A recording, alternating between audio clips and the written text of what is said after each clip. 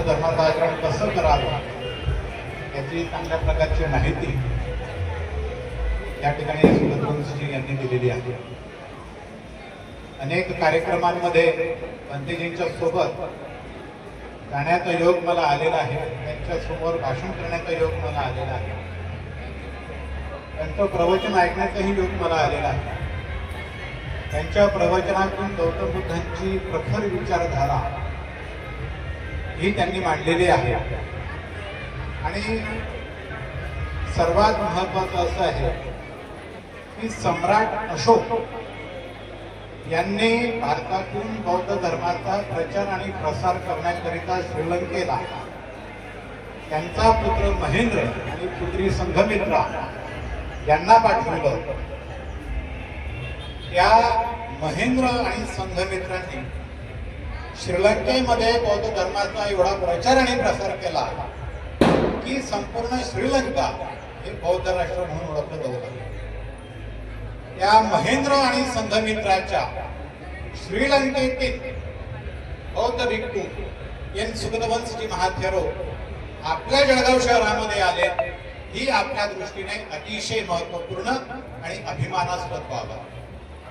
त्यांनी या ठिकाणी 54 वर्ष अव्याहतपणे बौद्ध धर्माचा प्रचार आणि प्रसार केला। प्रिय बंधू आणि भगिनींनो, आपल्या जळगाव शहरामध्ये आतापर्यंत अनेक राजकीय नेत्यांचा, धर्मगुरूंचा सुद्धा त्यांचं निधन झालेलं आहे।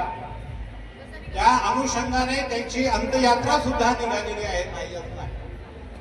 परंतु मी या ठिकाणी नमूद करू इच्छितो की जळगाव शहरामध्ये आतापर्यंत जेही राजकीय नेत्यांची अंत्ययात्रा निघाली असेल, ज्याही धर्मगुरूंची अंत्ययात्रा निघालेली असेल, त्यापेक्षा सर्वश्रेष्ठ, सर्वात मोठ्या लोकसंख्येने आणि सर्वात मोठ्या अंतराने उच्च भंतेचे एन सुगतवंश महाथेरो यांची अंत्ययात्रा निघाली। जळगावच्या इतिहासामध्ये ही पहिली घटना आहे। याची नोंद जळगावचा इतिहास ज्यावेळेस लिहिला जाईल त्यावेळेस त्यांना क्षीणोत्तम प्राप्त फार लांबपर्यंत जाईल। म्हणजे तेव्हा त्याचं वैशिष्ट्य असं, आता तर परिस्थिती बदललेली आहे की ज्या व्यक्तीचं निधन झालेलं असतं त्याच्या घरापासून काही अंतरावरती शववाहिका आलेली असते, हे शव त्या शववाहिकेमध्ये ठेवलं जातं, ती गाडी त्याच्याच पिढणी जाते आणि त्याच्या माग लोक आपल्या गाड्यांवरती किंवा फोर व्हीलर मध्ये जातात आणि अंत्यविधी करत असतात।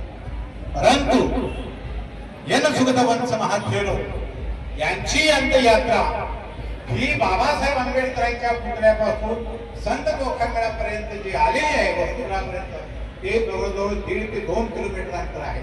आणि त्यापर्यंत पब्लिक पांढऱ्या शुभ्र कपड्यांमध्ये आले आहे, मग ते पुरुष असो किंवा स्त्री असो, हे फार मोठं योगदान जे आहे हे जळगावकरांच्या दृष्टीने अतिशय अभिमानास्पद।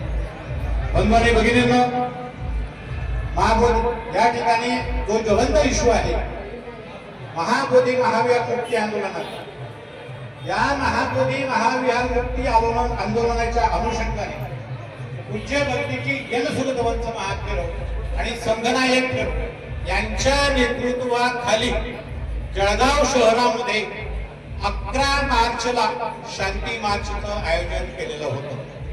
लक्षात घ्या बंधू आणि भगिनींनो की एखादी व्यक्ती आपल्या जीवनामध्ये त्यांच्या कार्याच्या संदर्भामध्ये कोणत्या क्षणापर्यंत कार्यरत राहू शकते, याचं ज्वलंत उदाहरण म्हणजे पूज्य बनते एन सुगतवंशजी महाथेरो।